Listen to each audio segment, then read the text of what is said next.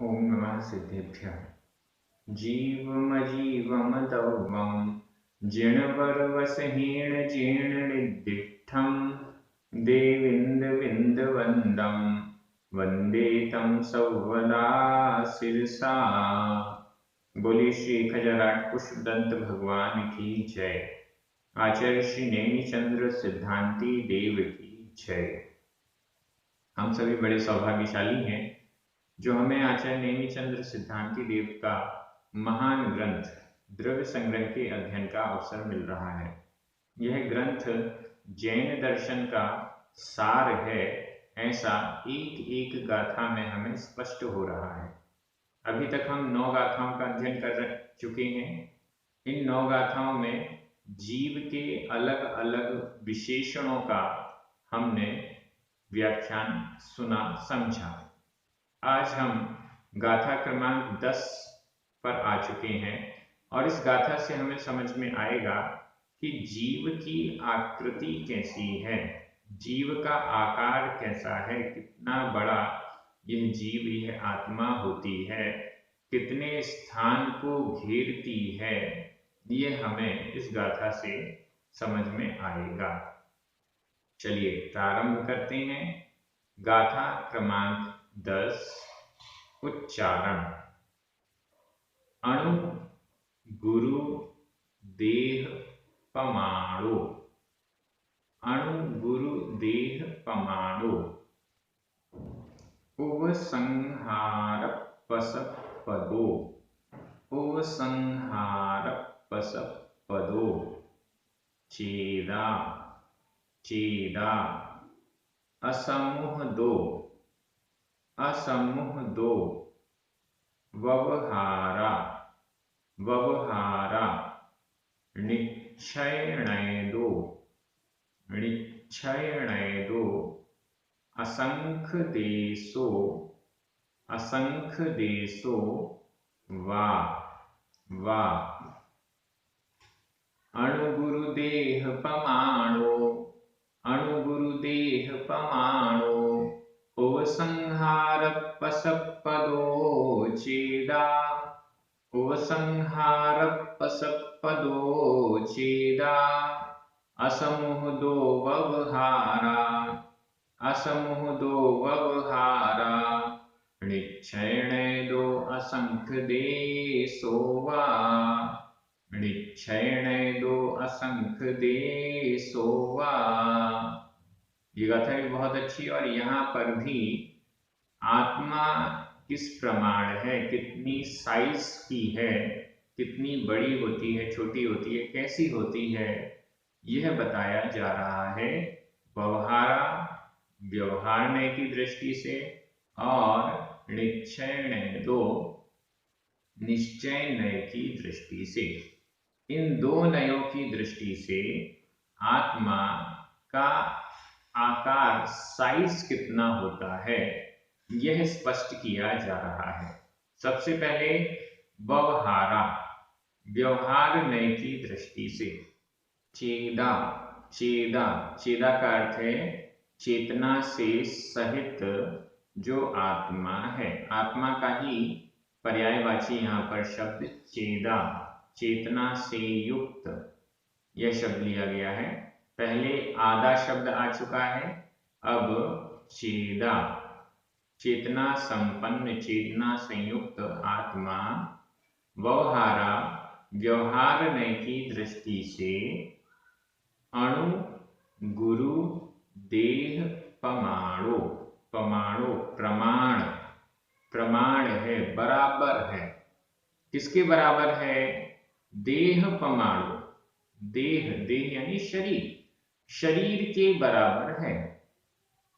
जो शरीर आत्मा धारण की हुई है उस शरीर के बराबर है। कैसा शरीर? अणु गुरु। चाहे अणु हो, छोटा हो, चाहे गुरु हो, बड़ा हो, विशाल हो, कैसा भी छोटा अथवा बड़ा शरीर हो, उस छोटे अथवा बड़े शरीर के प्रमाण यह आत्मा होती है, हो जाती है। अणु छोटा, गुरु बड़ा। अणु का यहाँ तात्पर्य परमाणु नहीं लेना है। परमाणु उद्गल का जो अणु है वह सबसे छोटा होता है, लेकिन यहाँ पर परमाणु को ग्रहण नहीं करना है। अणु से तात्पर्य छोटा।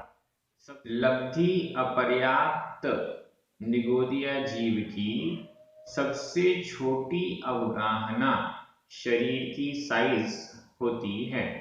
कितनी बड़ी है?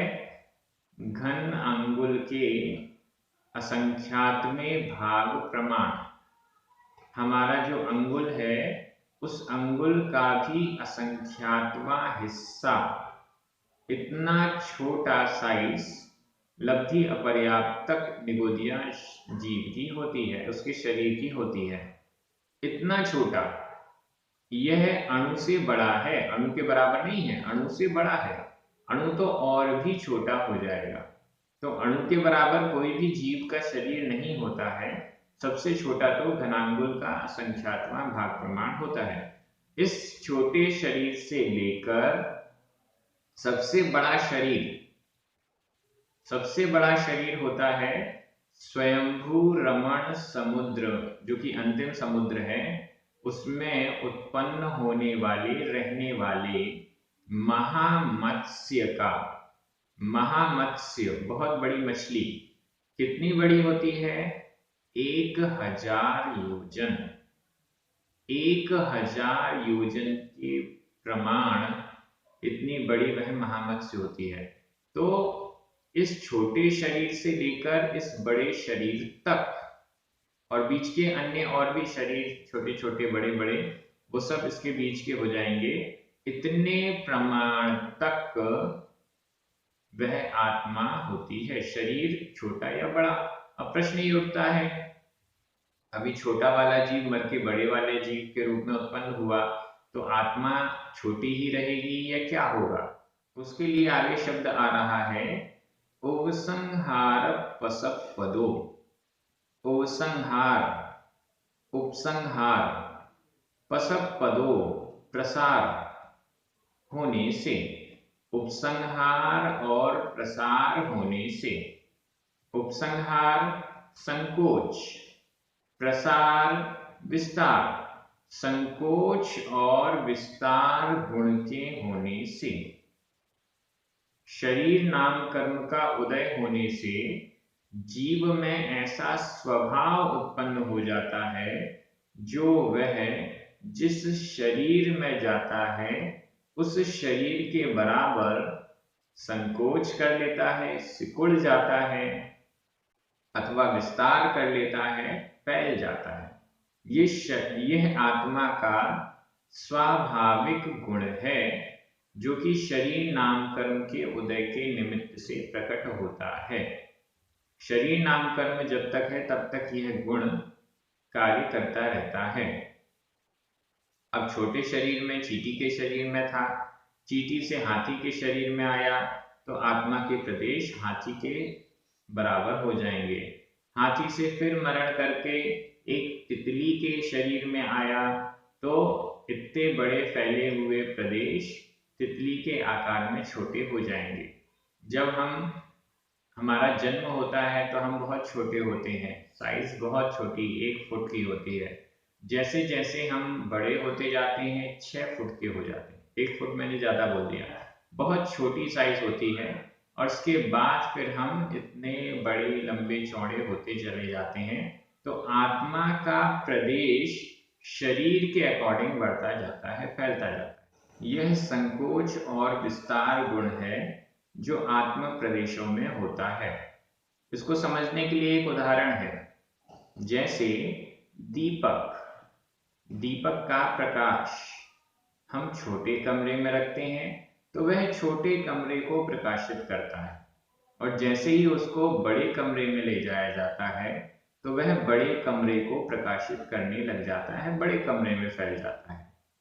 छोटे कमरे में था तो छोटे कमरे के बराबर प्रकाश करता है, और बड़े कमरे में पहुंचता है तो बड़े कमरे के बराबर प्रकाश करता है। इसी प्रकार से आत्मा के प्रदेश जैसा भी शरीर मिला है उस शरीर के प्रमाण छोटे या बड़े संकोच विस्तार गुण से वो छोटे या बड़े हो जाते हैं।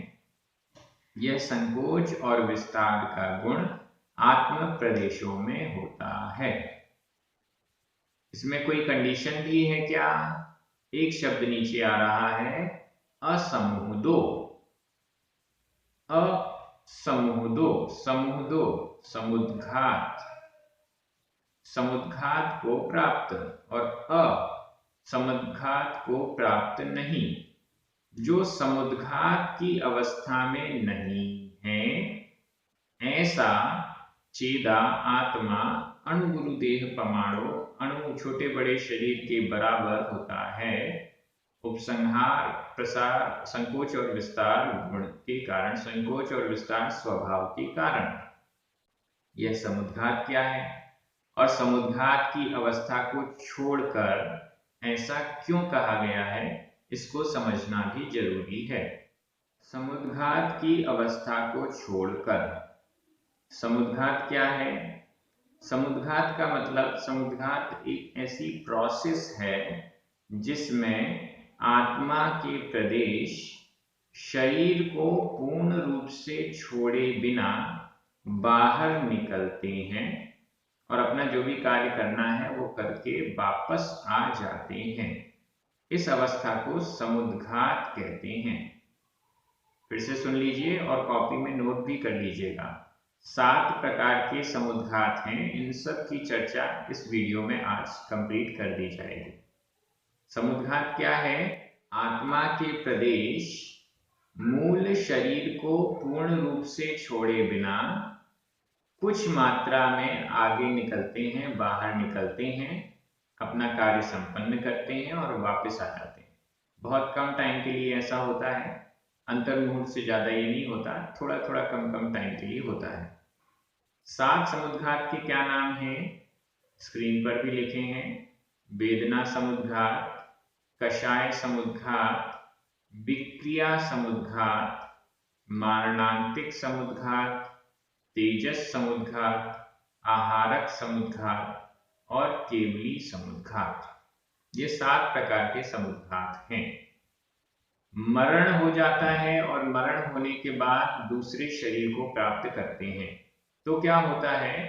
आत्मा इस शरीर को पूरा छोड़कर निकलती है और जहां जन्म लेना है उस स्थान पर पहुंचकर दूसरे शरीर को ग्रहण कर लेती है। लेकिन समुद्घात में ऐसा नहीं होता है। समुद्घात में मूल शरीर को छोड़ा नहीं गया है, मूल शरीर में आत्मा के प्रदेश वैसे ही विराजमान हैं, लेकिन कुछ प्रदेश बाहर निकलते हैं, उनका कांटेक्ट पूरा आपस में बना हुआ है। आत्मा के टुकड़े नहीं हो रहे हैं, आत्मा का कांटेक्ट बना हुआ है। कुछ प्रदेश बाहर निकलते हैं या फैल जाते हैं और अपना कार्य जो करना है उसको करके आ जाते हैं। इन 7 समुद्घातों का जब हम स्वरूप देखेंगे तो और बहुत सी बातें क्लियर हो जाएंगी। सबसे पहले नंबर पर है वेदना समुद्घात। वेदना समुद्घात में आत्मा के प्रदेश बहुत तीव्र वेदना होने पर, ऐसी तीव्र वेदना हो रही है जो सहन नहीं की जा रही है और शरीर को हलन चलन करने में समर्थ भी नहीं है। इतनी तीव्र वेदना है और उसका प्रतिकार भी नहीं किया जा पा रहा है। बहुत बीमार हैं या अन्य ऐसी बातें चल रही हैं जिसके कारण बहुत तीव्र वेदना पीड़ा हो रही है और हाथ पैर चलने में समर्थ नहीं है। तो ऐसी कंडीशन में आत्मा के प्रदेश कुछ बाहर निकलते हैं। कुछ बाहर का मतलब थोड़ा सा बाहर, अपने शरीर के आकार से 3 गुने तक आगे पीछे ऊपर नीचे तक वो फैल सकते हैं और जो भी दवाई वगैरह है अगर आसपास रखी है तो उसको टच करके वापस आ जाते हैं। इससे उनकी वेदना शांत हो जाती है। यह वेदना समुद्घात है। कषाय समुद्घात, कषाय समुद्घात भी इसी प्रकार का है। तीव्र कषाय का उदय हो, तीव्र क्रोध आदि कषाय का उदय हो, बहुत तेज गुस्सा आ रहा है लेकिन कर कुछ नहीं पा रहे हैं। गुस्सा इतना तेज है कि पता नहीं क्या क्या कर दें, लेकिन हाथ पैर बंधे हुए हैं या किसी कारणवश प्रतिक्रिया नहीं दे पा रहे हैं। ऐसी कंडीशन में आत्मा के प्रदेश बाहर निकलते हैं। ये भी अधिकतम बहुत दूर तक नहीं फैलते, अधिकतम शरीर से तिगुनी स्थान तक पहुंच पाएंगे और जिस व्यक्ति के प्रति क्रोध या कषाय उत्पन्न हुई है उसको टच करके वापस आ जाते हैं और टच करने मात्र से ही उस व्यक्ति का मरण हो जाता है। ऐसा भी कषाय समुद्घात कहा गया है। कषाय, तीव्र कषाय की अवस्था में आत्म प्रदेशों का बाहर निकलना, यह कषाय समुद्घात है। तीसरे नंबर पर है विक्रिया समुद्घात। विक्रिया समुद्घात तो बहुत सभी देवों को होता है, नारकियों को होता है। विक्रिया समुद्घात में जो देव, नारकी आदि और मुनियों को भी होता है, अन्य जो विक्रिया रिद्धिधारी मुनि हैं उनको भी हो रहा है, और भी मनुष्य तिर्यंच अगर किसी को विक्रिया है तो वह भी विक्रिया समुद्घात करता है। इसमें क्या है, जब शरीर को फैलाते हैं देवगण या नारकी, एक शरीर का दूसरा शरीर बनाते हैं, इन सब को विक्रिया समुद्घात कहते हैं। इस विक्रिया समुद्घात को देव अपनी सामर्थ्य के अनुसार उतना स्थान विक्रिया के द्वारा घेर लेते हैं। कोई देव अपने अनेक शरीर विक्रिया के बना रहा है तो ऐसा उसके जितने भी विक्रिया के शरीर हैं उन सब में आत्मा के प्रदेशों का कांटेक्ट बराबर है। ऐसा नहीं कि उसने 2 शरीर बनाए तो इस शरीर में आत्मा के अलग प्रदेश हैं, उसमें अलग हैं, और दोनों के अलग अलग कोई कांटेक्ट नहीं है, ऐसा नहीं। दोनों का आपस में पूरा कांटेक्ट बना रहता है। यह विक्रिया समुद्घात है। विक्रिया समुद्घात के द्वारा वो बहुत बड़े बड़े स्थान, जितना उनका अवधि ज्ञान का क्षेत्र है उतने ही क्षेत्र को ये अपनी विक्रिया के द्वारा भर सकते हैं, इतनी सामर्थ्य उनमें होती है। नारकियों में वो अपने शरीर को ही बड़ा छोटा कर लेते हैं, अपने शरीर को ही हथियार के रूप में बना लेते हैं। इस प्रकार से उनकी अपृथक विक्रिया होती है, पृथक विक्रिया नहीं होती है, इस प्रकार से समझना चाहिए। और भी जो विक्रिया करते हैं उनका भी ये सिस्टम होता है। मूल शरीर जो है उसको ही छोटा बड़ा कर लेते हैं, यह भी विक्रिया है, और मूल शरीर के अलावा अन्य शरीर भी बना लेते हैं, यह भी विक्रिया है। इन दोनों कंडीशंस में आत्मा के प्रदेश मूल शरीर की आकृति से बड़े हो जाते हैं या बाहर फैल जाते हैं, यह वैक्रियक समुद्घात कहलाता है। सभी जीवों में होता है। वेदना समुद्घात, कषाय समुद्घात, यह भी सभी जीवों, सभी संसारी जीवों में होता है, चारों गतियों में होता है। इसके बाद चौथे नंबर पर है मारणांतिक समुद्घात। यह मारणांतिक समुद्घात भी चारों गतियों के जीवों में होता है। मरण समय जब निकट होता है और जीव में बहुत तीव्र जिज्ञासा होती है कि मैं मरण करके कहाँ जाऊंगा, मेरा अगला जन्म कहाँ होगा, तो कई बार ऐसा होता है मरने से पहले आत्मा के प्रदेश बाहर निकलते हैं, जहां जन्म लेना है उस स्थान को टच करते हैं और फिर वापस आ जाते हैं। पूरे शरीर को छोड़ा नहीं गया है। मारणांतिक समुद्घात में भी शरीर में आत्मा के प्रदेश पूरे व्याप्त हैं, लेकिन वहां से कुछ प्रदेश निकले, जहां जाना है, जहां जन्म लेना है वहां टच किया और वापस आ गए। यह मारणांतिक समुद्घात हुआ।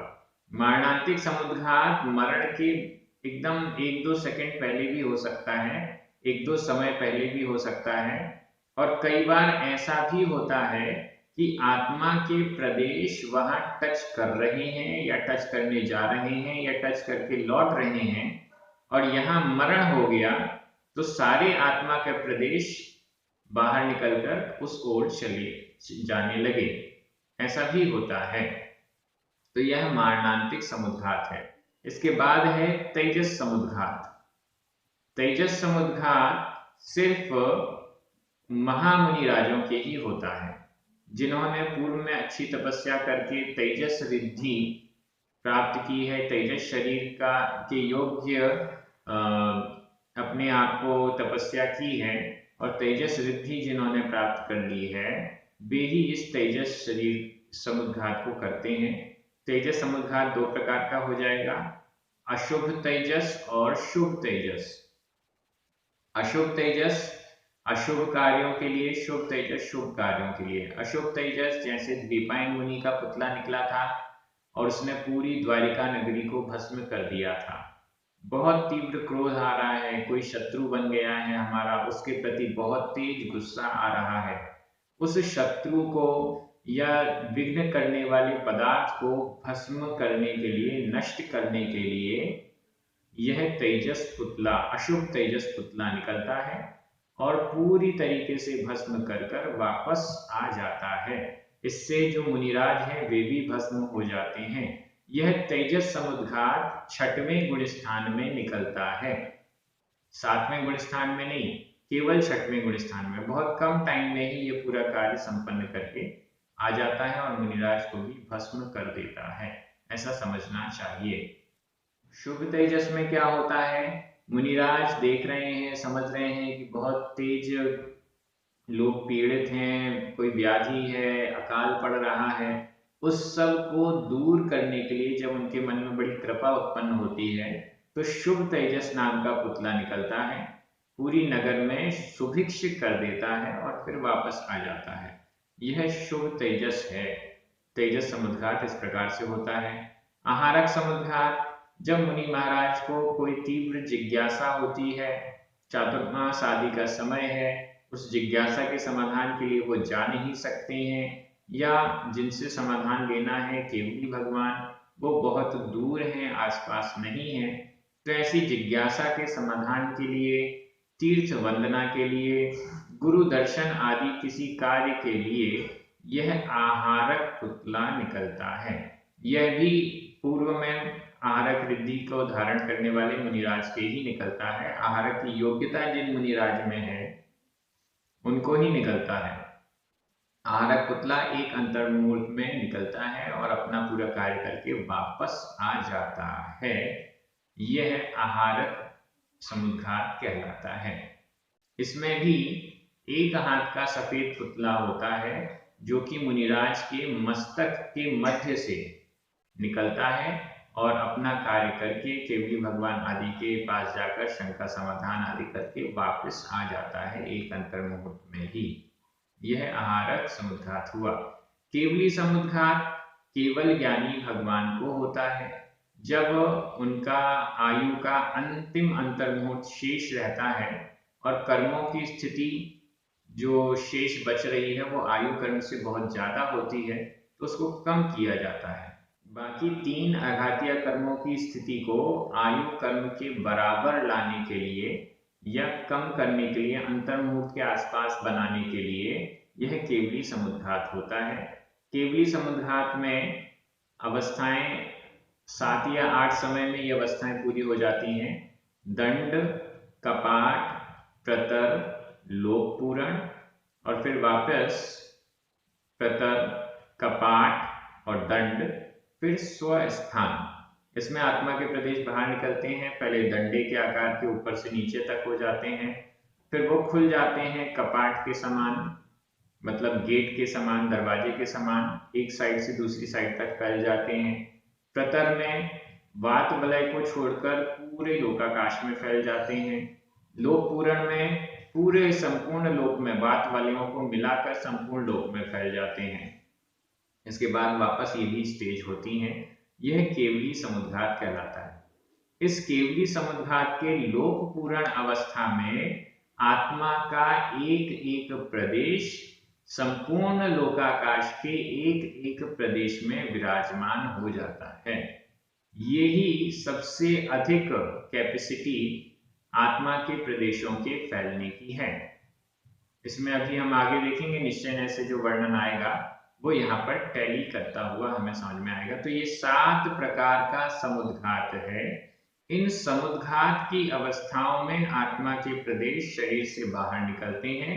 समुद्घात की अवस्था को छोड़कर असमूह दो, समुद्घात की अवस्था के बिना असमुद्घात की अवस्था वाले जो चेदा आत्मा है वह अपने अणु और गुरु शरीर के प्रमाण होता है।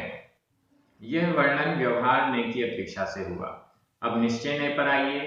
निश्चय नय दो, निश्चय नय की अपेक्षा से असंख्य देशों वा अथवा असंख्य देशों, असंख्यात देश यानी प्रदेश, देश का मतलब प्रदेश, असंख्यात प्रदेश वाला होता है। आत्मा असंख्यात प्रदेशी होती है। व्यवहार नय की दृष्टि से स्व शरीर के बराबर होती है समुद्घात की अवस्था को छोड़कर, और निश्चय नय की दृष्टि से असंख्यात प्रदेशी होती है।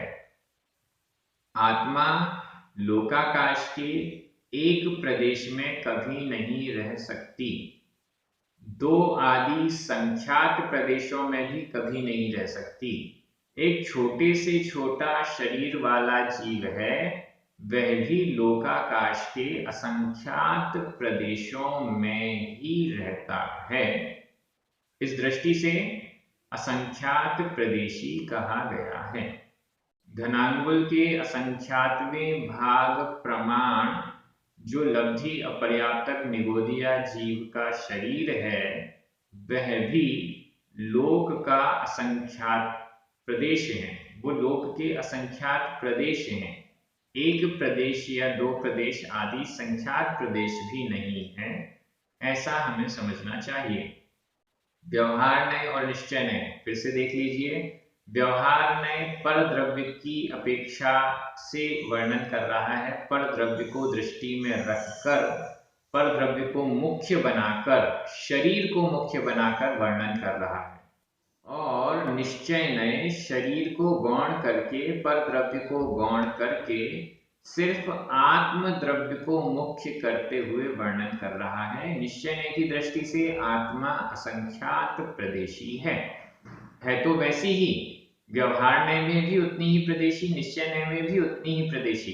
लेकिन व्यवहार नय में जब वर्णन हुआ तो शरीर को सामने रखकर शरीर के बराबर है ऐसा कह दिया, और जब निश्चय नय से वर्णन हुआ तो असंख्यात प्रदेशी है ऐसा कह दिया।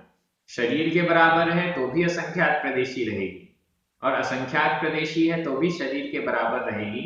लेकिन नयों की दृष्टि से यहाँ अलग अलग वर्णन हो गया है। वा शब्द आया हुआ है। वा शब्द से यहाँ तात्पर्य लेना है कि यह तो स्थान की अपेक्षा से, कितना स्थान घेर रही है इस अपेक्षा से असंख्यात प्रदेशी कहा है। लेकिन ज्ञान की अपेक्षा से यदि हम बात करें, ज्ञान की अपेक्षा से सर्वज्ञ भगवान लोकाकाश को भी जानते हैं, अलोकाकाश को भी जानते हैं, तो इस ज्ञान की अपेक्षा से उन्हें सर्वगत कहा गया है। संपूर्ण लोक और अलोक में व्याप्त भी कहा गया है।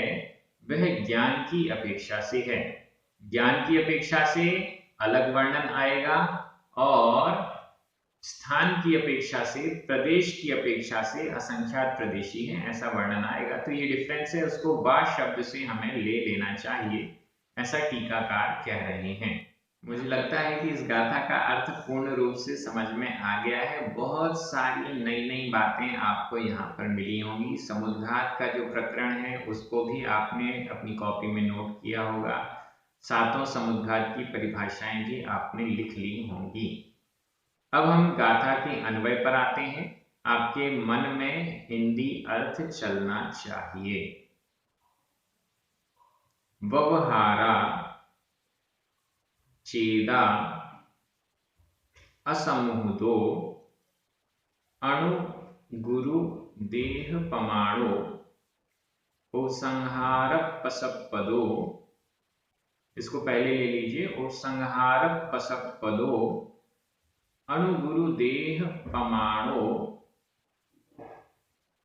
निच्छेणेदो असंख्य देशों व, मैं हिंदी अर्थ कर रहा हूं, आपकी नजर प्राकृत शब्दों पर जाएगी। व्यवहार नय की अपेक्षा से आत्मा समुद्घात की अवस्था के अलावा या समुद्घात की अवस्था को अप्राप्त उपसंहार और प्रसार की अपेक्षा से, संकोच और विस्तार की अपेक्षा से अपने छोटे अथवा बड़े शरीर के बराबर होता है, अथवा निश्चय नय की दृष्टि से असंख्यात प्रदेशी होता है। अब व्याकरण पर आ जाइए। विभक्तियां, अणु गुरुदेह पमाणो चेदा असंख्य देशो असमूहदो, ये सभी प्रथमा विभक्ति के एक वचन हैं। यहाँ पर असमूहदो, इसको आचार्य जो टीकाकार हैं श्री ब्रह्मदेव जी, उन्होंने पंचमी विभक्ति का एक वचन बताया है असमुद्घातात्, यह इसका संस्कृत अनुवाद किया है। लेकिन जब हम प्राकृत भाषा की दृष्टि से देखते हैं तो असमूहदो यह चेदा और अणुगुरुदेह परमाणु के जैसा ही विशेषण हमें लगता है। समुहदो समुद्घात की अवस्था, असमूहदो समुद्घात की अवस्था से रहित अवस्था वाला, ऐसा अर्थ लगता है। तो इस दृष्टि से यहाँ पर प्रथमा विभक्ति का एक वचन कहा जा रहा है। व्यवहारा और निश्चय दो, ये दोनों ही पंचमी विभक्ति के एक वचन हैं। साथ में उपसंहार पसपदो, यह भी पंचमी विभक्ति का एक वचन है। वा, यह अव्यय है। इस प्रकार से विभक्तियां भी क्लियर हो गई हैं। आप सभी के साथ द्रव्य संग्रह का बार बार पुनः अध्ययन करके बड़ा आनंद आ रहा है। नई नई बातें जो दिमाग से कई बार विस्मृत हो गई थी वो वापस आ रही हैं। प्राकृत भाषा की दृष्टि से पढ़ने से नई नई बातें प्रकट भी हो रही हैं। इस दृष्टि से बड़ा आनंद आ रहा है। आप सभी भी बड़े आनंदित होकर अध्ययन कर रहे हैं, एक दूसरे को प्रेरित कर रहे हैं द्रव्य संग्रह के स्वाध्याय के लिए। पुण्यार्जक परिवार को विशेष धन्यवाद, सभी को धन्यवाद, सभी को जय जिनेन्द्र, जिनवाणी माता।